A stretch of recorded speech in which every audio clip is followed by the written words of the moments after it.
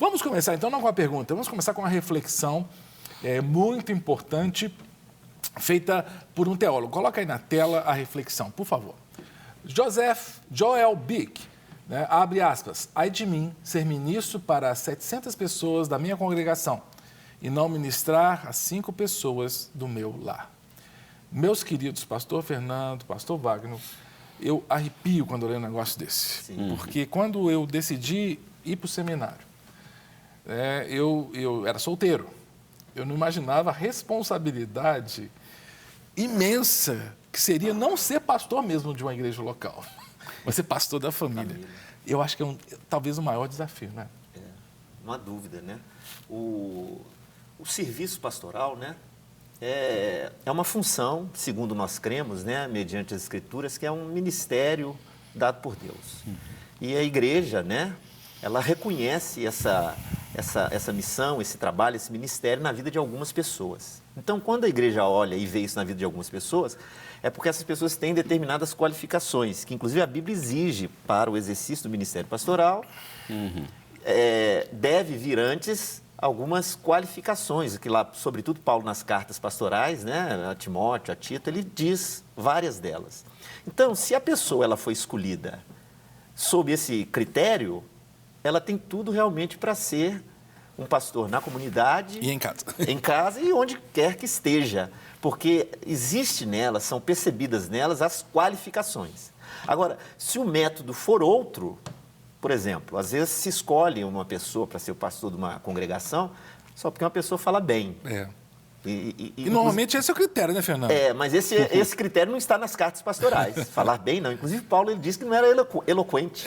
Os falsos apóstolos eram muito mais eloquentes que ele, mas ele disse que ele tinha o saber, né? Ele tinha consciência. Então, se há essas qualificações, porque ser pastor é um reconhecimento da igreja.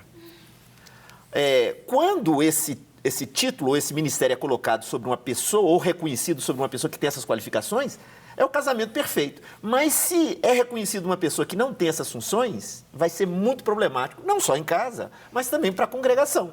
Vai sofrer também. Exatamente, da mesma maneira. Porque o importante são as qualificações que precedem a ordenação ministerial. E aí, pastor? Eu quero concordar com o Fernando, mas fazer a seguinte observação, Fernando. Concordo no que diz respeito à necessidade desse perfil, dessa qualificação. Sim. Isto potencializa a realização de um bom ministério.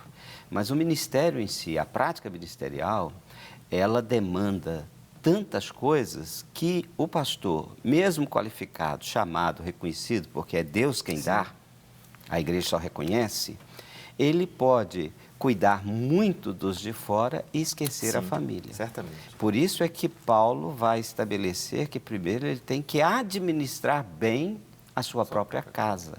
E há um risco muito grande de, como pastores, nós nos envolvermos em demasiado nas lides ministeriais e esquecermos a família. E a família é o campo missionário mais difícil, porque lá nós somos como somos. Sim. Sem máscaras, eles não conhecem. Aí me lembro de uma historinha de uma criança que um dia disse para o pai, pai, por que a gente não mora aqui na igreja? Meu filho, por quê?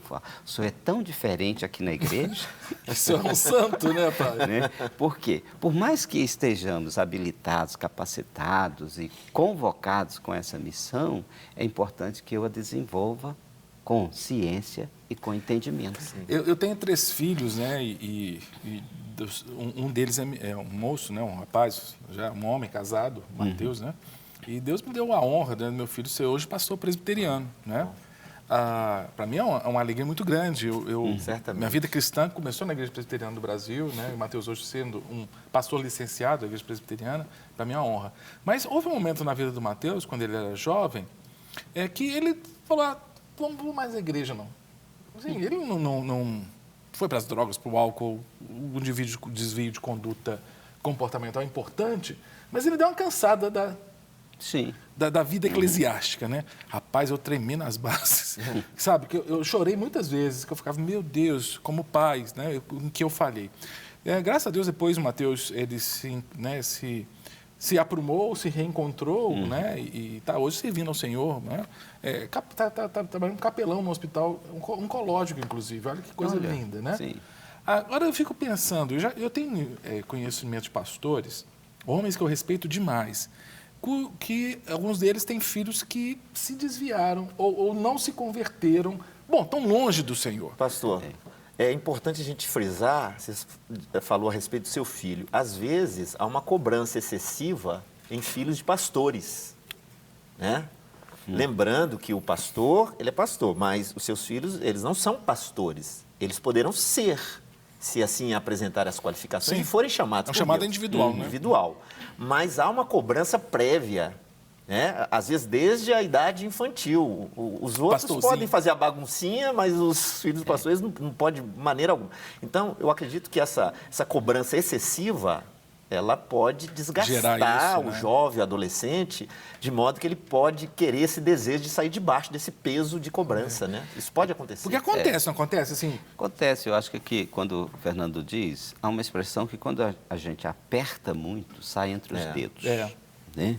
E essa cobrança e essa idealização de que a família do pastor é também uma família diferenciada, perfeita, e essa ideia da perfeição ela é sempre um peso, porque nós estamos em processo, e nós precisamos entender que há uma responsabilidade do ensino, do cuidado da vida familiar, da comunhão com Deus, do exemplo, mas o filho, quando nasce, nós carregamos.